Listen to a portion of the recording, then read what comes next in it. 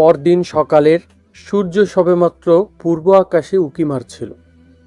এমন সময় 4 জন অশ্বারোহী গিরিকান্তরের সেই গোলক ধাঁধা থেকে বের হল। তাদের রুখ খোরাসানের দিকে।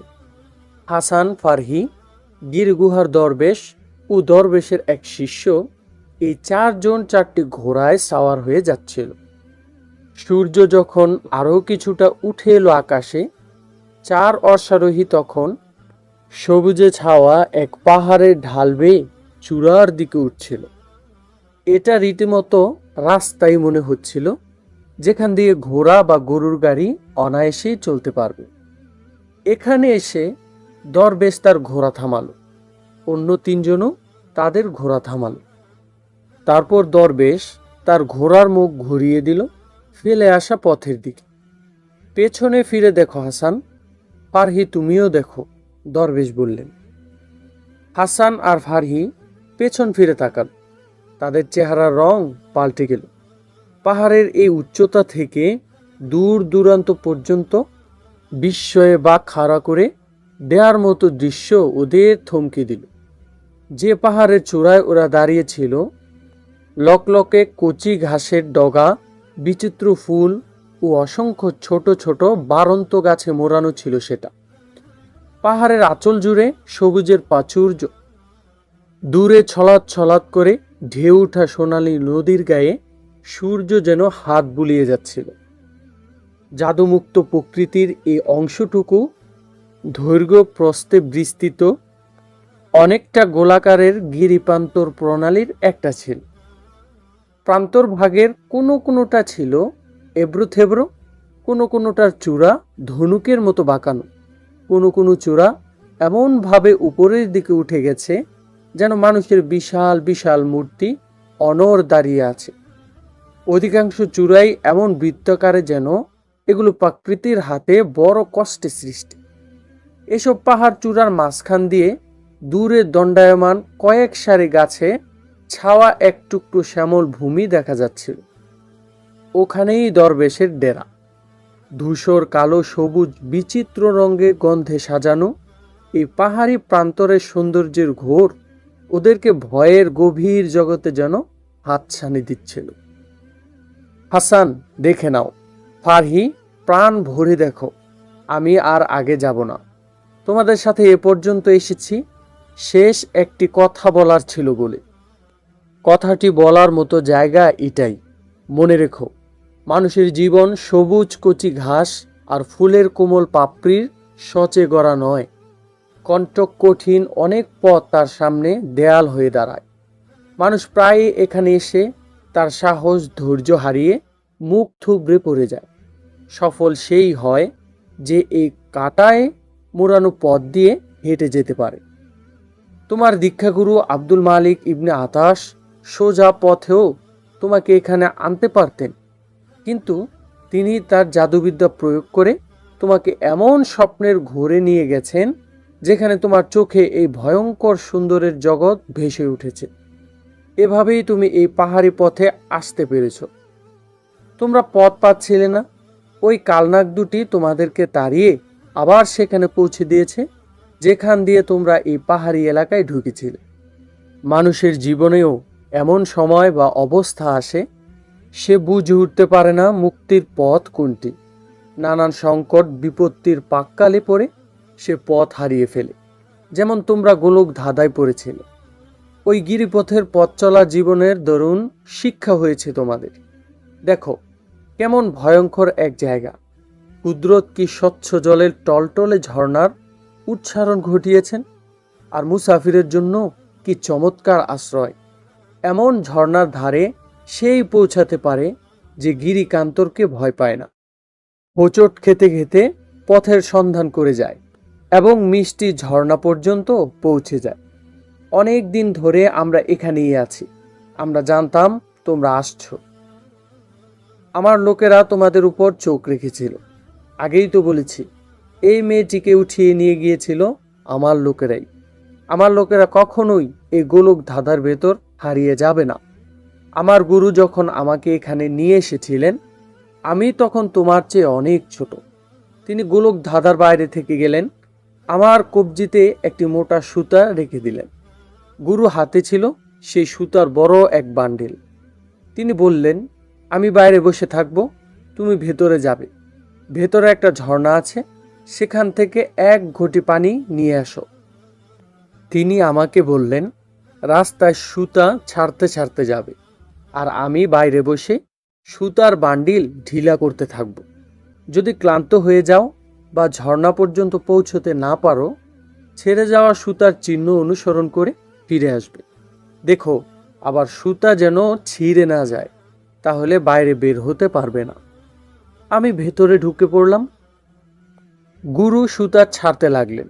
এই কাহিনী অনেক দীর্ঘ। ঝর্ণা পর্যন্ত পৌঁছতে যে কি দশা হয়েছিল সে অনেক কথা। হোঁচট খেতে খেতে পড়তে পড়তে পা দুটি অবশ হয়ে গেল, চোখে অন্ধকার নেমে এলো। তবুও আমি সাহস হারালাম না, মনের জোরে পা চালাতে লাগলাম। আস্তে আস্তে যেন আমি চেতনা শূন্য হতে লাগলাম, হারিয়ে যেতে লাগলাম গভীর অন্ধকারে। কতক্ষণ পর হুঁশ ফিরেছে তা বলতে পারবো না।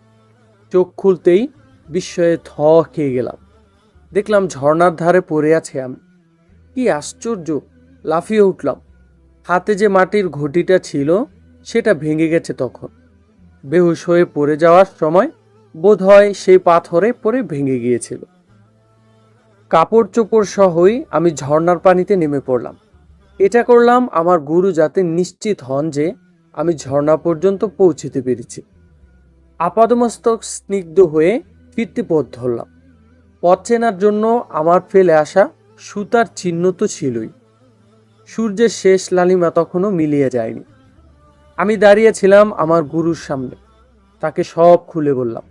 আরও বললাম, ঘটি ভেঙে গেছে বলে ঝর্ণার পানিতে নেমে নিজেকে ভিজিয়ে নিয়েছি। গুরুর মুখে ছিল তখন বিজয়ের হাসি। আমার গুরু আমাকে যে তালিম দিয়েছিলেন, আমিও তোমাকে সেই তালিম দিতে চাই। তিনি বলেছিলেন, মানুষের জীবনের ঝর্ণা নিজে নিজে চলে এসে সামনে দাঁড়ায় না, মানুষকেই বহু পথ মারিয়ে ঝর্ণার ধারে পৌঁছতে হয়। জীবনের সুখ ঝর্ণা তাকেই স্বাগত জানায় যে তার সন্ধানে কাকর বিছানো উপত্যকা, কখনো খটখটে ভয়ঙ্কর গিরিপথের গোলক ধাঁধা ও কণ্টকীর্ণ পথ পাড়ি দেয় এবং তার অটুট পা স্খলিত হতে দেয় না। তোমার কবজিতে যে সুতা বেঁধে দিয়েছিলাম, এটাকে নিছক সুতাই মনে করো না। এটা মানুষে মানুষে বন্ধনের একটি প্রতীক। মানুষে মানুষে বন্ধন ছিন্ন হওয়া উচিত নয়। তুমি যখন একা, তখন তুমি কিছুই নও। তুমি যখন একলা হয়ে যাবে, তখন মনে করবে তোমার অস্তিত্বই খতম হয়ে গেছে। সব সময় লক্ষ্য রেখো, সম্পর্কের এই সুতা কখনো যেন ছিঁড়ে না যায়। সুতাটি যদি ছিঁড়ে যেত, তোমার আমার সম্পর্কও টুটে যেত, এবং এই গোলক ধাঁধা থেকে কখনোই তুমি বের হতে পারতে না। এটাই শেষ সবক। তোমার কাছে যা আমার পৌঁছানোর ছিল। হাসান, দৃঢ়পথ থেকো। দুর্গ জয় করতে হবে তোমাকে সৈন্যবহর ছাড়াই। মানুষের স্বভাবজাত দুর্বলতাগুলো নিজের স্বার্থ হাসিলের জন্য ব্যবহার করতে হবে। মানুষের উপর নেশা বিস্তার করো। সম্পদ আর নারী, এই দুটি জিনিস মানুষকে নেশায় পাগল করে তোলে। আরও কত নেশার উপকরণ আছে। নেশার জিনিসের অভাব নেই হাসান। শয়তানি স্বভাব গুণের মধ্যে বড় এক শক্তি আছে। তোমাকে একটা বেদের কথা বলি। খুব কম লোকই আছে যারা নিজের ফরজ আমলগুলো খোদার ইবাদত মনে করে নামাজ রোজা পালন করে। সাধারণ লোকেরা তো নামাজ পড়ে শুধু পরকালে বেহেশ পাবে বলে। পরমা সুন্দরী হুরপরি আর মদের সৌরা উপভোগ করবে, যেখানে ভোগবিলাস ছাড়া আর কোনো কাজ তাদের থাকবে না। ওই সব লোকদের আমি দুনিয়াতেই বেহেশ দেখাবো। হাসান বলল ধীর গলায়। জিন্দাবাদ হাসান, এখন রওনা হয়ে যাও। আমি এখান থেকে ফিরে যাচ্ছি। আলবিদা। আলবিদা। দুদিন পথ চলার পর হাসান ইবনে সাবা ফারহি ও পথ দেখিয়ে আনা লোকটিকে নিয়ে ইরানের যে কেল্লায় ঢুকলো সেটা ছিল কেল্লাই ইস্পাহান। লোকে বলে একে কেল্লা শহদর। সেলজুকি সুলতান মালিক শাহ এটা নির্মাণ করেছিলেন এবং এখানকার আমির নিযুক্ত করেন জাকির নামে এক লোককে। জাকির সেলজুকিদের মতোই খাঁটি মুসলমান এবং ইসলামের জন্য নিবেদিত প্রাণ। ভেতরে শহর গড়ে ওঠার মতো কেল্লাটি এত বড় নয়। কেল্লার ভেতরে যে আবাদি আছে তারা মূলত সরকারি কর্মকর্তা বা অভিজাত ঘরানার লোক। কেল্লার বাইরে যে গ্রাম রয়েছে তাতে বেশ কিছু বাতিনি থাকে, তবে নিজেদের পরিচয় গোপন রেখে চলে ওরা। জাকির 50 বছরের পৌর। তার স্ত্রী দুজনই 40 অর্ধ। চলাফেরায় জাকির বিলাসী নয়, নামাজ রোজার প্রতি বেশ মনোযোগী, কিন্তু স্বভাবজাত মানবীয় দুর্বলতা কোন মানুষের মধ্যে নেই। একদিন তিনি সবুজ বন বৃক্ষে ছাওয়া এক জঙ্গলে হরিণ শিকারে গেলেন। চারদিকের সবুজের বাহার দেখে তার মন উদাস হয়ে গেল। বনের দুপাশ দিয়ে স্বচ্ছ পানির বয়ে চলা দুই নদী যেন বনের গায়ে রূপার জরি লাগিয়ে দিয়েছে। ঘোড়ায় চড়ে জাকির নদীর তীর ধরে যাচ্ছিলেন। তার সঙ্গে যাচ্ছিল তার দুই সঙ্গী ও 4 দেহরক্ষী। ওদের থেকে জাকির কিছুটা এগিয়ে ছিল। নদী একদিকে বাঁক নিয়েছে, বাঁকের আশেপাশে নানান জাতের গাছের ঝোপ। একেবারে কাছে দুটি গাছ পরস্পরের ঘন ডালে এমনভাবে জড়িয়ে আছে যেন কোনো টিলার পাতাময় একটি গুহা। গাছ দুটি অচেনা। গাছের উপরের দিকের কাণ্ডে মতিয়া ফুলের মতো গুচ্ছ গুচ্ছ সুগন্ধি ফুল ঝুলে আছে, নিচে কচি ঘাসের গালিচা। জাকির সেখানে গিয়ে ঘোড়া থামালেন। প্রথমে তার চেহারায় পেরেশানির ভাব ফুটে উঠল, তারপর সেটা মিলিয়ে হাসি ছড়িয়ে পড়ল। ছাউনির মতো ছড়িয়ে থাকা গাছের একটি শাখার নিচে 16-17 বছরের একটি মেয়ে বসা ছিল তখন। মেয়েটির কোলে টুকটুকে একটি হরিণের বাচ্চা। হরিণের বাচ্চার মতোই মেয়েটির চোখ দুটি কালো, মোহনী, কেমন যেন নেশাতুর। চেহারা সুবাসিত ফুলের মতো হাসছে যেন। রেশম কোমল চুলের বেনি থেকে 2-3টা চুল তার লালাপ শুভ্র মুখে যেন আদর দিচ্ছে। এই মেয়ে, বাচ্চাটি কোত্থেকে এনেছো? জাকির জিজ্ঞাসা করল। জঙ্গলের অনেক দিন ধরে একা একা ঘুরে বেড়াচ্ছিল, হয়তো ওর মাকে খুঁজছিল। মেয়েটি একা একটি পুরুষের সামনে পড়ে মোটেও বিচলিত না হয়ে জবাব দিল, দাঁড়িয়ে কথা বলো মেয়ে। আমিরে কেল্লার সামনে দাঁড়িয়ে যাও। এক দেহরক্ষী কাছে এসে ধমকে উঠল। জাকির সেই দেহরক্ষীর দিকে রাগত চোখে তাকালেন। তোমরা সবাই এগিয়ে যাও, পুলের কাছে গিয়ে আমার অপেক্ষা করো। জাকির তার সঙ্গী ও দেহরক্ষীদের নির্দেশ দিলেন। মেয়েটির চেহারা ভয়ে ছেয়ে গেল, যে আস্তে আস্তে উঠতে লাগলো। জাকির ঘোড়া থেকে নেমে মেয়েটির কাছে এসে হরিণের বাচ্চার দিকে হাত বাড়ানো। সে বাচ্চাটি পেছনে সরিয়ে নিল। ওর ঠোঁটে যে হাসির ঝিলিক ছিল সেটা গায়েব হয়ে গেল। হরিণ শাবকের চোখেও ভয়ের ছায়া পড়ল। জাকির তার বাড়ানো হাত পেছনে সরিয়ে নিলেন। ভয় পেলে কেন মেয়ে? ওই বদবকটাই তোমাকে ভয় পাইয়ে দিয়েছে। এই হরিণের বাচ্চাটিকে এবং তোমাকে আমার ভালো লেগেছে, এই এখানে ঘোড়া দাঁড় করিয়েছে। আমি যদিও আমিরে কেল্লা, তাই বলে তোমার উপর কোনো হুকুম জারি করব না। হরিণের বাচ্চাটি আমি দেব না, এটি তোমার কাছ থেকে নেব না আমি। জাকির তার নাম জিজ্ঞাসা করলেন।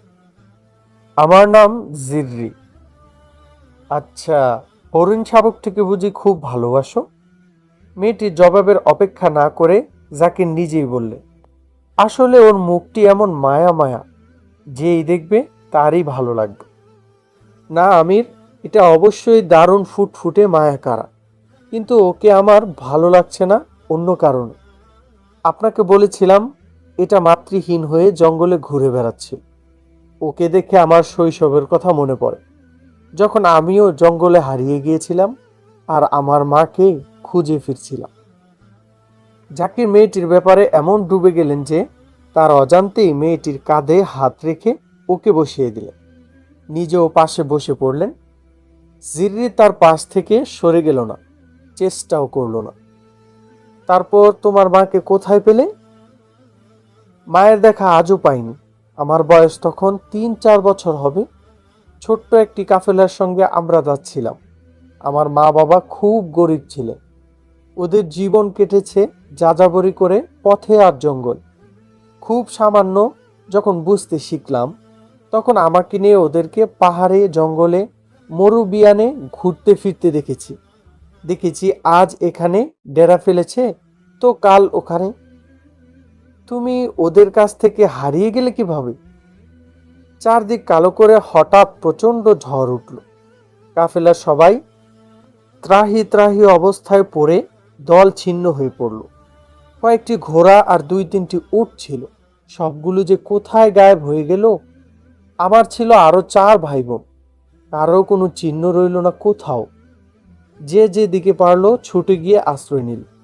বাতাসের বেগ ক্রমেই এত তীব্রতর হতে লাগলো যে আমার পলকা দেহ বাতাসের কাছে জিম্মি হয়ে পড়ল। ঝড় আমাকে নিয়ে দাপাদাপি শুরু করল। আমার জীবন তখন ঝড়ের দয়াদক্ষিণের উপর। সেটা মনে হয় নদী ছিল না, নদীর জলোচ্ছ্বাস থেকে তৈরি পানির কোনো তরঙ্গ ছিল। আমাকে সেটা ভাসিয়ে নিয়ে গেল। আমি চিৎকার করলাম, মাকে ডাকলাম, কিন্তু ঝড়ের গর্জন এত তীক্ষ্ণ ছিল, আমার ডাক চিৎকার সব মাটি হয়ে গেল। মনে হচ্ছিল সেটা ভয়ঙ্কর কোনো স্বপ্ন।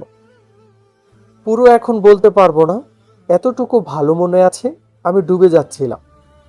2টি হাত আমাকে পানি থেকে তুলে নিল। তখন আমি চেতন অচেতন এর মাঝামাঝি অবস্থায় ছিলাম। এতটুকু খেয়াল আছে, এক বৃদ্ধ আমাকে তার বুকে তুলে নিয়েছিলেন। আমি যেমন এই বাচ্চাটিকে নিজের কোলে উঠিয়ে রাখি, এ কারণে কয়েকদিন আগে যখন জঙ্গলে এই হরিণ শাবকটিকে দেখলাম, তখন ওকে বুকে উঠিয়ে নিলাম। ওকে আমি আমার হাতে দুধ পান করাই। সেই লোকটি কি তোমাকে পেলে পুষে বড় করেছে, নাকি তুমি তোমার পরিবারের খোঁজ পেয়েছিলে? না আমির, ওদেরকে কোথায় পাবো আমি? আমাকে সে শ্রদ্ধেয় বৃদ্ধ তার মেয়ের মতো করে লালন পালন করেছে। এখন ওকেই আমি আমার বাবা আর তার স্ত্রীকে আমি মা মনে করি। ওদের কাছ থেকে আমি অনেক আদর্শ হাট পেয়েছি। এখন সুখের জীবন পেয়েছি, যেন এক শাহজাদি আমি। আচ্ছা, কে তিনি? আহমদ ইবনে গুতাস, কেল্লার বাইরে থাকে, ধর্মীয় নেতা এবং পাক্কা আহলে সুন্নত। জিররির বলার ভঙ্গিটা এমন নির্দোষ সরল যে জাকির এবার ওর মধ্যে যেন হারিয়ে গেলেন। তিনি যে একজন কেল্লাদার সেটা তিনি ভুলে গেলেন। জিররির কচি রূপ ওর জীবনের মায়াময় গল্পে জাকিরের মন আবেগে জেগে উঠল। তিনি জিররির সাথে এমন ভাবে কথা বলতে শুরু করলেন যেন দুজনে সমবয়সী নারী পুরুষ। জিররির মধ্যে এত সরলতা ছিল যে সে ছোট্ট কিশোরীর মতো জাকিরের সঙ্গে আচরণ করতে লাগল। জাকির হাত বাড়িয়ে একটি গাছ থেকে সুগন্ধি একটি ফুল ছিঁড়ে নিলে। জিররি, এই ফুল আমার খুব পছন্দ, এটি তুমি নিয়ে নাও, জাকির আবেগে বললেন। জিররি ফুল নিল এবং ছোট্ট বাচ্চার মতো খিলখিল করে হাসতে লাগলো। তার হাসি থেকে যেন জল তরঙ্গের ঋণী ঝিনি সঙ্গীত বেজে উঠল। জিররি, বলো তো, ফুলটি কি তুমি মন থেকে গ্রহণ করেছ? কেন নয়, পছন্দের জিনিস কে না গ্রহণ করে?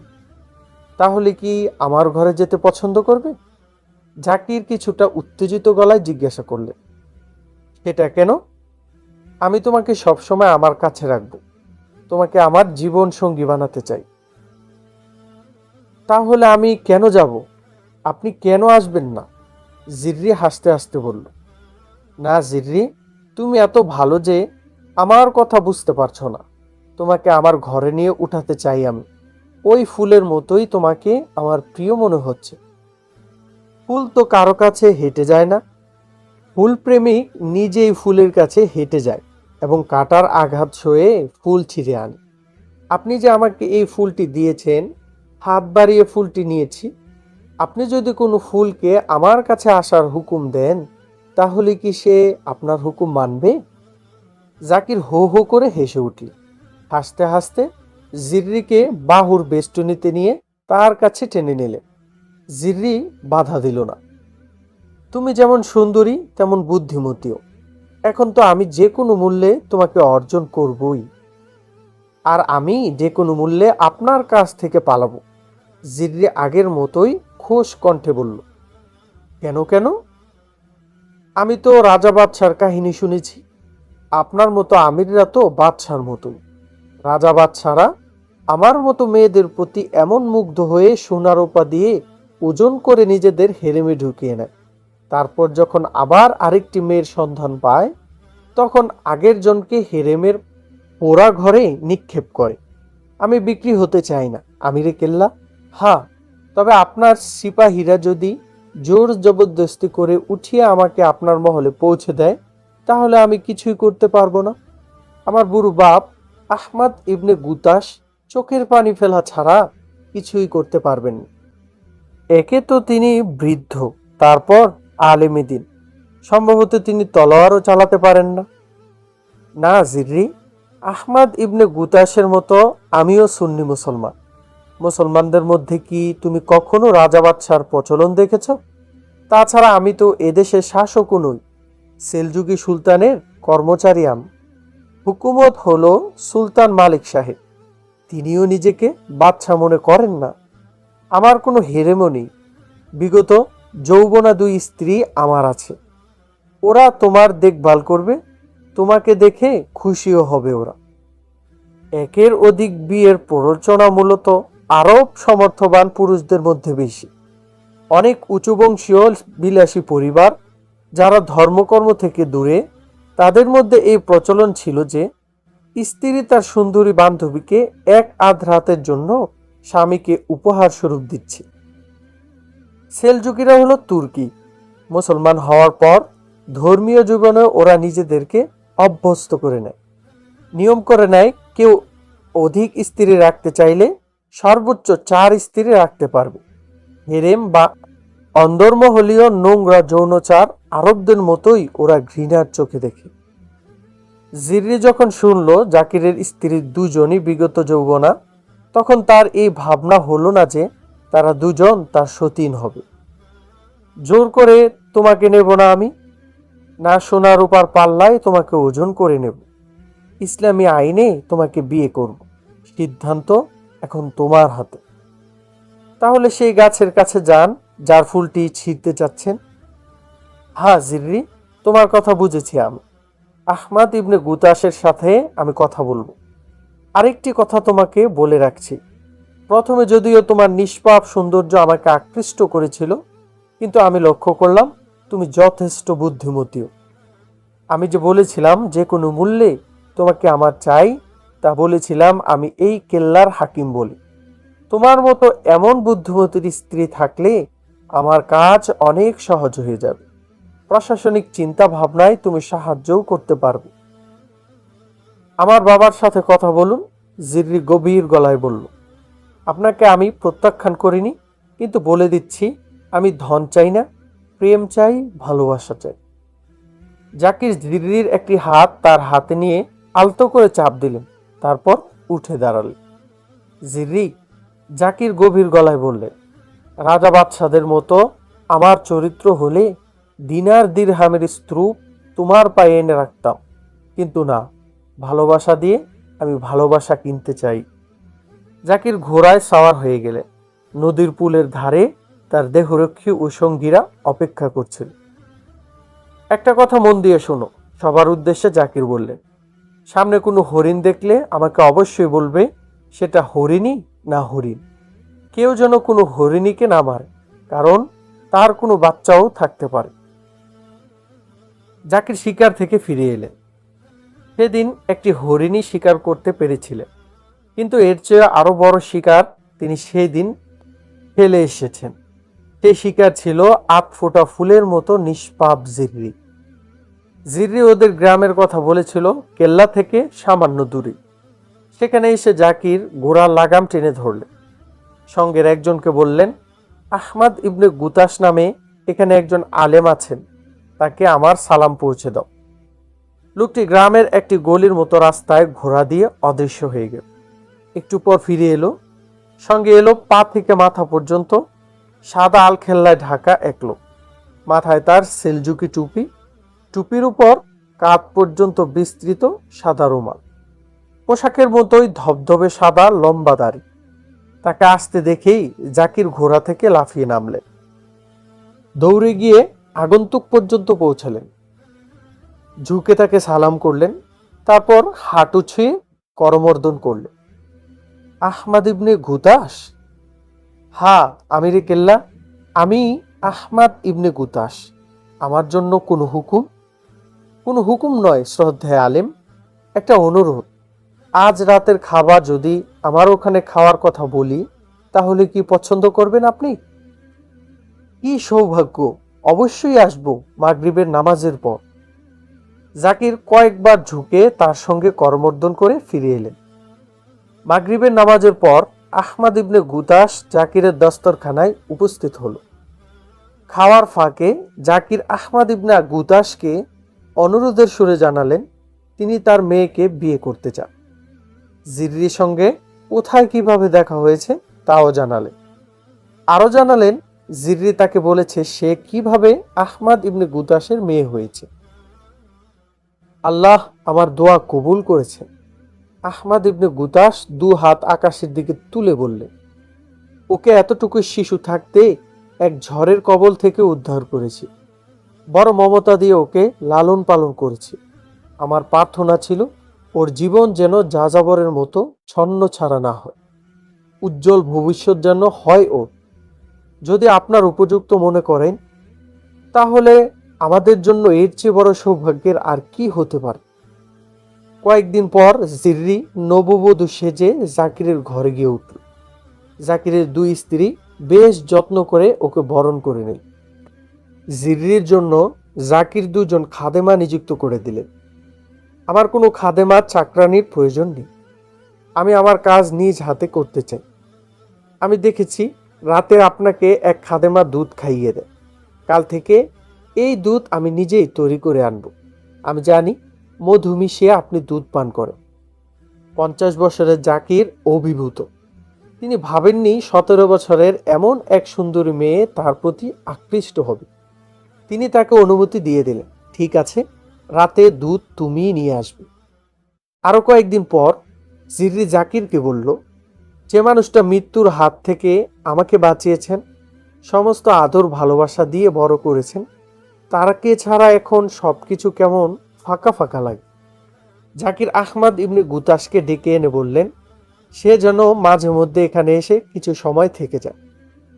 জাকিরের জীবন জুড়ে এখন শুধু জিররি আর জিররি। জাকিরের সামান্যতম সন্দেহ হলো না যে আহমাদ ইবনে গুতাস চাইছেই যে করে হোক জাকিরের ঘরে যেন তার যাতায়াত অবাধ ও স্থায়ী হয়ে যায়। তখনই তো সে তার আসল কাজ নির্বিঘ্নে চালিয়ে যেতে পারবে। অনুমতি পাওয়ার পর পথ পরিষ্কার হয়ে গেল। আহমদ সময় অসময়ে জাকিরের ঘরে গিয়ে হানা দিতে লাগল। আহমদ যে কট্টর বাতিনিপন্থী এবং ফিরকায়ে বাতিনির ভয়ঙ্কর এক লিডার, জাকিরের এ সন্দেহ করার ক্ষমতাও ছিল না। আহমদ তার মহল্লার মসজিদের খতিব ছিল, সবাই জানতো সে আহলে সুন্নাত। জাকিরের উপর একদিকে সদ্য যুবতী এক মেয়ে তার রূপের মায়াজাল বিস্তার করে তাকে তার হাতের মুঠোয় নিয়ে নেয়, অন্যদিকে আহমাদ ইবনে গুতাস তার ফেরকার অন্তরাল থেকে তার মুখের জাদু চালাতে শুরু করে। জাকির এতে দারুণ প্রভাবিত হন, এমনকি সরকারি গুরুত্বপূর্ণ কাজে তার পরামর্শ নিতে শুরু করে। জিররি প্রশিক্ষণপ্রাপ্ত ছিল, এ দিয়ে সে জাকিরকে সম্মোহন করতে শুরু করল। জিররির হাতে জাকিরকে প্রতিদিন দুধ পান করানোর ব্যাপারও আহমাদ ইবনে গুতাসের নির্দেশেই হচ্ছিল। দুধে প্রতিদিন এমন কিছু মেশানো হতো যার প্রতিক্রিয়া তৎক্ষণাৎ প্রকাশ পেত না, ভেতরে ভেতরে সেটা কাজ করে যেত। এতে কিছু নেশা উৎপাদক জিনিসও থাকতো। দুধ পান করার পর জাকিরের মেজাজ এমন ফুরফুরে হয়ে যেত যে জিররির সঙ্গে তিনি সমবয়সীদের মতো নানান খেলায় হাস্যরসে মেতে উঠতেন। একবার জাকিরের এক স্ত্রী দেখে ফেলল জিররি দুধে কি যেন মেশাচ্ছে। জিররিকে এটা জিজ্ঞেস করতেই সে দৃঢ় গলায় বলল, আমি কিছুই মিশাইনি। জাকিরের সেই স্ত্রী জাকিরকে সে কথা জানিয়ে বলল, জিররি বোধ হয় দুধে ক্ষতিকর কিছু মিশাচ্ছে। জিররির বিরুদ্ধে প্রায় বুড়িয়ে যাওয়ার স্ত্রীর মুখে একথা শুনে জাকির তেলে বাগুনে জ্বলে উঠল। তবে তার সেই স্ত্রীকে তালাক দিলেন না, মহলের এক অন্ধকার ঘরে নির্বাসনে দিলেন এবং কয়েকদিনের জন্য তার সাথে স্বামী স্ত্রীর সব সম্পর্ক শেষ করে দিলেন। আজ জিররিকে করে নিলেন তার আরও কণ্ঠলগ্ন। বেশি দিন নয়, 3 মাসের মাথায় জাকির শয্যাশায়ী হয়ে গেলেন। কিন্তু তার রোগটা কি বা তার কষ্টের ধরনটা কি তিনি তা বলতে পারতেন না। ডাক্তাররা সব ডাক্তারি বিদ্যা প্রয়োগ করেও তাকে উঠে বসার মতো উপযুক্ত করে তুলতে পারলেন না। শয্যা পাশে আহমাদ ইবনে গুতাস ও জিররি সবসময় থাকত। জীবন মরণের এই দোদুল্যমান অবস্থায় রোগীর পাশে যারা থাকে আন্তরিকতার ভাব নিয়ে সেবা করে এবং তাকে সবসময় ভালো হয়ে যাবেন বলে অভয় দেয়, রোগীর চোখে তারা হয়ে যায় ফেরেশতা। মাঝে মধ্যে আহমাদ তার কাছে বসে বড় মধুর কণ্ঠে কোরআন পড়ত। জাকির এতে কিছুটা আরাম পেত। জাকির একদিন প্রায় নিশ্চিত গলায় বললেন তিনি আর বাঁচবেন না, সময় বেশি নেই। তারপর সুলতান মালিক শাহের কাছে আহমাদ ইবনে গুতাসের জ্ঞান বিদ্যা ও বুদ্ধিমত্তা প্রশংসা করে চিঠি লিখে জানালেন তার জীবনের সর্বশেষ বাসনা হলো আহমাদ ইবনে গুতাসকে এই কেল্লার আমির নিযুক্ত করা। শেষ পর্যন্ত জাকির তাকে সুন্নি সাধু বলেই বিশ্বাস করে গেছেন। এর 2-4 দিন পরেই তিনি চোখ বুঝলেন। সুলতান মালিক শাহের কাছে তার মৃত্যু সংবাদ পৌঁছলে তিনি সর্বপ্রথম এই হুকুম জারি করেন যে কেল্লা শাহদরের আমির আহমাদ ইবনে গুতাস। সেলজুকিরা যখনই শুনত অমুক লোক ইসমাইলি বা বাতিনি সন্ত্রাসী, তখনই তাকে কয়েদ করত। এজন্য বাতিনিরা নিজেদেরকে সুন্নি বলে প্রকাশ করত আর গোপনে তাদের ধ্বংসকার্য চালিয়ে যেত। সে কারণে অনেক বাতিনিকেই কয়েদ করা হয়েছিল। আমিরে কেল্লা হওয়ার পর আহমাদ প্রথম কাজ যেটা করলো সেটা হলো সমস্ত বাতিনি কয়েদিকে মুক্তি করে দেয়া। বাতিনিদের উপর যেসব বিধিনিষেধ ছিল তাও রহিত করে দেওয়া হলো। এর কয়েকদিন পর থেকে বিভিন্ন কাফেলা ও যাত্রী দলকে ডাকাতি ও ছিনতাইয়ের কবলে পড়তে শোনা যেতে লাগলো। ক্রমে কাফেলা ডাকাতি বাড়তে লাগলো। এর দ্বারা বাতিনিরা তাদের মিশনের জন্য বড় ধরনের তহবিল গঠন করতে চাচ্ছিল। এই কেল্লা শহরে হাসান ইবনে সবা ও ফারহি পৌঁছে ওদেরকে আমিরে কেল্লার মহলে নিয়ে যাওয়া হয়। আহমদ খবর পেয়ে তখনই ওদেরকে অন্দরমহলে নিয়ে যেতে বলে।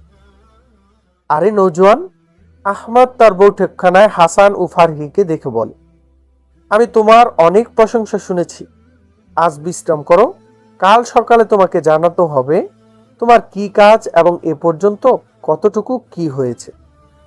হাসান ঝুঁকে পড়ে ওকে সালাম করলো, তারপর বাইরে বেরিয়ে এলো। এই নিরাপদ সুন্দর শান্তির দেশটিতে যে শয়তান নেমে এসেছে সুলতান মালিক শাহ তা বিলকুল টের পেলেন না।